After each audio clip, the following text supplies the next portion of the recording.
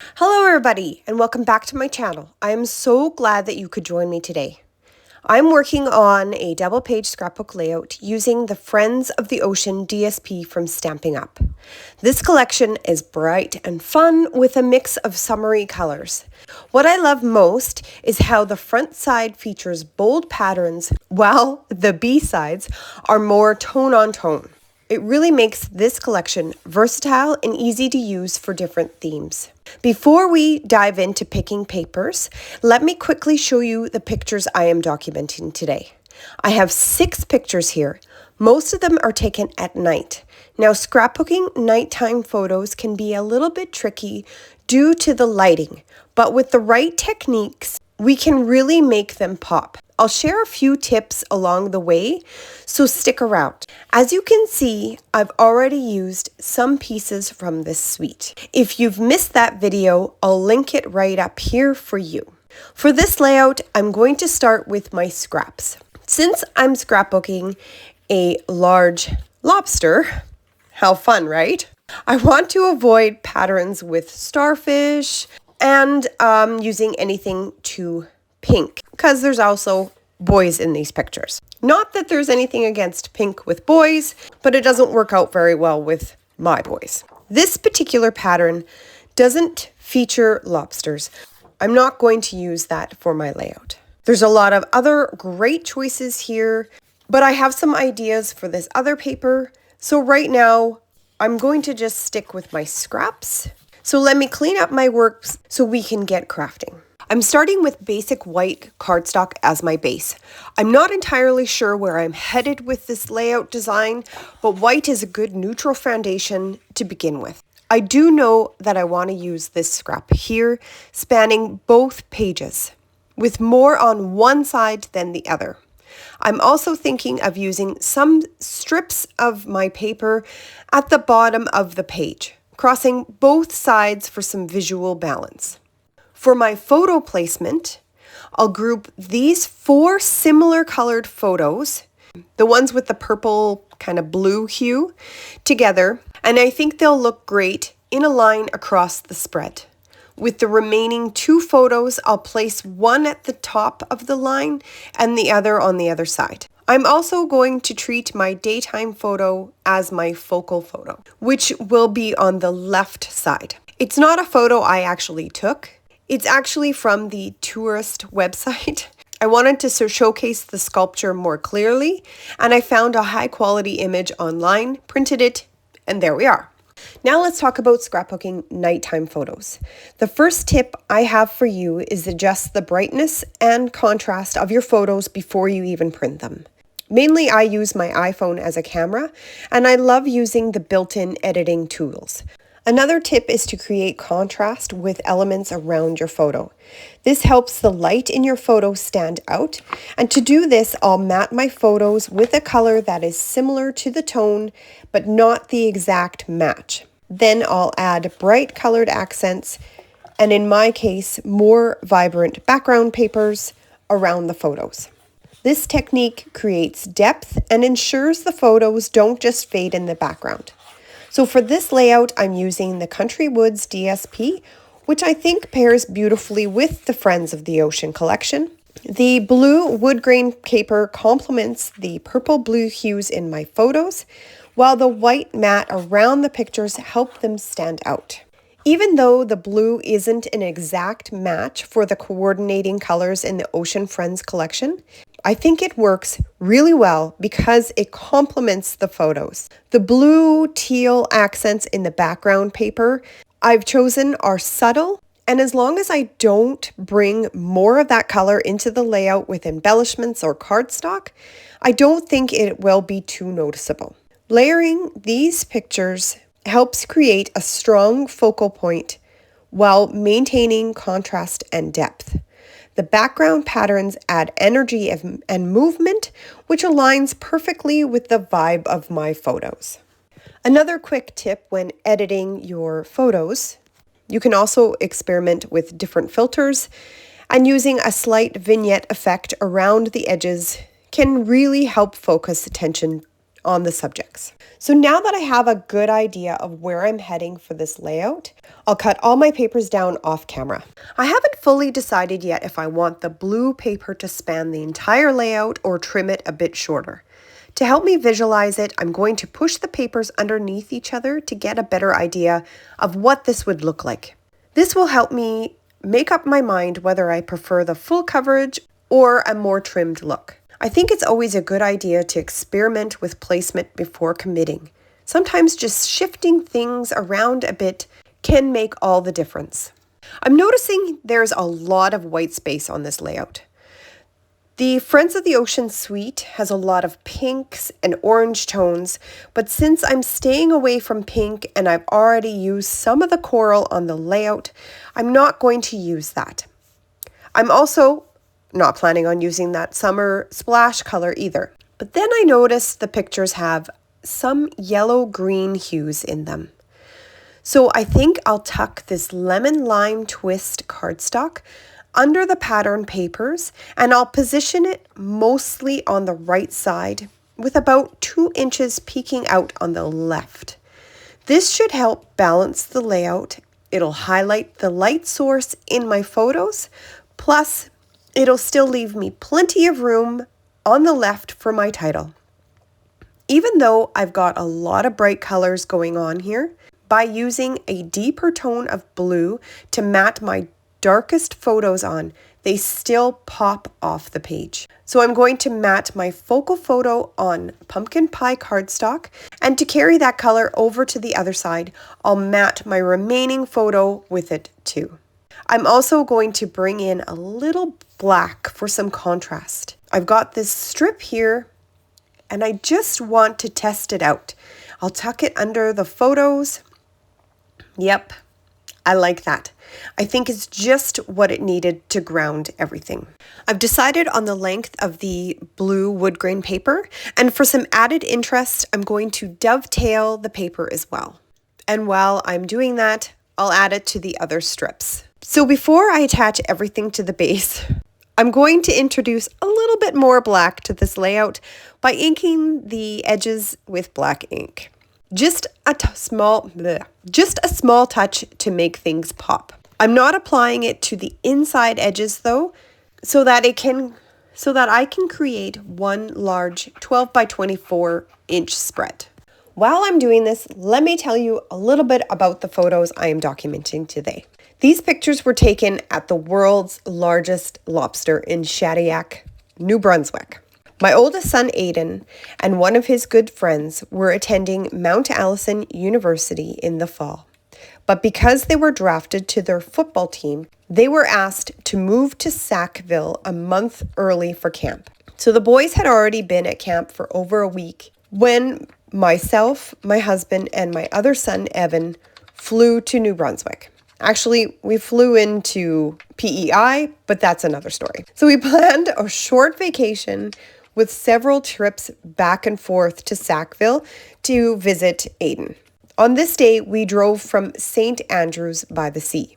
We drove the most direct route, but still enjoyed the beautiful scenery along the way. In Sackville, we met up with the boys after practice for supper, and we thought maybe we'd explore a little bit more of the area. So we decided to drive to Shadiac. It's a nearby town. We had an amazing supper and we did a little bit of sightseeing. When I was looking for a restaurant, I read about some of the town's attractions. And that's when I found out they had the lobster statue. And so I just had to go. Unfortunately, we didn't make it until it was getting dark. But you know what? We all made the best out of it. And as you can see from some of the pictures, I hope, the boys had a really good time on the structure. And there was lots of fun had by all. I've attached all my papers to my base white cardstock. So now it's time to work on the title. I'm going with World's Largest Lobster. I know, pretty original, right? For some of the letters, I'm bringing in this stamp from close to my heart called Anthem Alphabet, as well as a super old set I've had in my stash for longer than I can remember. I really like these block letters, and they're so easy to fussy cut out. This set is actually a Stampin' Up set, probably one of the originals. No, probably not, but I'm thinking probably 2010, 2012. It's still over 10 years. I went ahead and stamped out largest using Calypso Coral ink, and then I fussy cut them out. I'm really happy with how they turned out, and now I'm going to play with the idea of stamping worlds directly onto my layout. I'm just going to place them in their potential resting spot. I'm going to spend some time thinking about it, and I'll come back to that in a bit. I did a bit of work off camera. I used the lobster die cut from the Ocean Friends die set to cut out 3 lobsters from one of the coordinating pattern papers. I placed them in 3 areas to start my embellishment clusters and to create a visual triangle. Initially, I thought I would use some sea life elements to add to my clusters, so I cut some seaweed out of lemon lime twist cardstock and stamped out an anchor from the Beauty of the Deep stamp set. While I like the idea of adding sea life to my layout, it doesn't quite fit with the vibe of the day. This was more of a travel touristy event, and the ocean wasn't near this site. So I dove into my stash to find some travel themed stamps. I found 2 from close to my heart, Sightseer and Timberline. I love adding cameras to travel layouts, so I decided to use that one. I also really like the Explore Your World stamp, but I don't think it's going to work here. So I decided to use just the world stamp instead. This is about the world's largest lobster, so that kind of fits. I also used the geotab with the words "You are here" in the circle. I stamped and fussy cut out the camera, the world, both in black. I love repeating the same colors throughout the layout, and adding more black really helps draw the eye around the page without taking attention away from the photos. The pictures are the real star here. I felt like my clusters needed some word sentiments, so I found another stamp set while searching. I stamped memories in pumpkin pie on white cardstock and fun times in coral ink. Then added the geotab with "You are here" in coral to the bottom left cluster. I have now used all the same colors throughout. This cluster needs something more, so I cut out a circle from Night of Navy cardstock. And while it was okay, I thought maybe swapping it out for a tag might fill the space better and help the lobster pop more. Let me just arrange everything again and see how that looks. Yep, that's much better. So it's time to make a decision about that title. To stamp or not to stamp? I'm going to go for it. There's lots of color options, but I'm thinking Night of Navy will tie in nicely and repeat the colors I've used elsewhere. I'll pick up the letters with my block, but don't worry, I will straighten them out before I stamp it on the layout. I'm going to do this part off camera though, because my head will be in the way and you'll just see the back of it anyway.